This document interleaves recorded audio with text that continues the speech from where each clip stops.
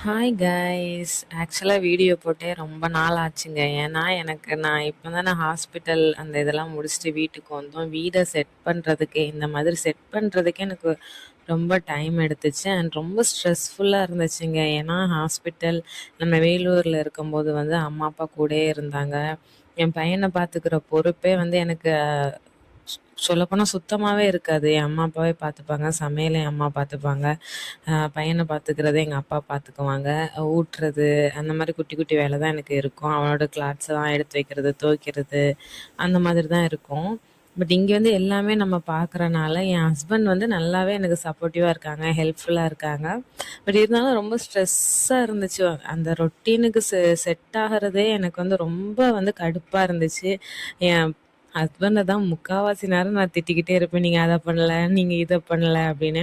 ஏன்னா வந்தோடனே எங்கள் 2 பேருக்கும் வேற உடம்பு சரியில்லை, ரொம்ப கோல்டு ஃபீவர் இருந்துச்சு. அதனால என் பையனுக்கும் இப்போ கோல்டு இருக்குது. அது வந்து ரொம்ப ஸ்ட்ரெஸ்ஸாக இருக்குது. எல்லா பிள்ளைங்களுக்குமே அது வர்றது தான். இவன் டிரான்ஸ்பிளான்ட்னால அதிகமாயிருமோ அப்படி இப்படி நினச்சே வந்து ரொம்ப ஸ்ட்ரெஸ்ஃபுல்லாக இருந்துச்சு. பட் இப்போ கொஞ்சம் கொஞ்சமாக பரவாயில்ல, நல்லாயிட்டு இருக்கான். நல்லா தான் இருக்கான் அவன். பட் எங்களுக்கு தான் அவனை நினச்சி ஸ்ட்ரெஸ்ஸு.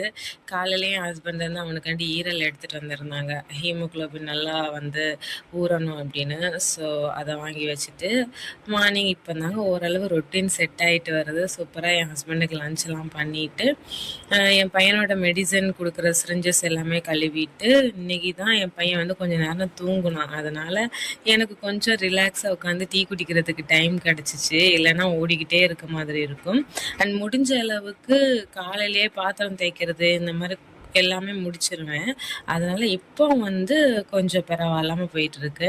இந்த மாதிரி நீங்கள் எப்படி குழந்தைங்கள மேனேஜ் பண்ணுறீங்க? உங்களுக்கும் இந்த மாதிரி தான் ஸ்ட்ரெஸ்ஸாக இருக்குமா? பார்க்குறவங்களெல்லாம் நீங்கள் திட்டுவீங்களா அப்படின்னு கண்டிப்பாக கமெண்ட்ஸில் சொல்லுங்கள். அண்ட் நெக்ஸ்ட் இன்னொரு வீடியோவில் பார்க்கலாம். பாய்.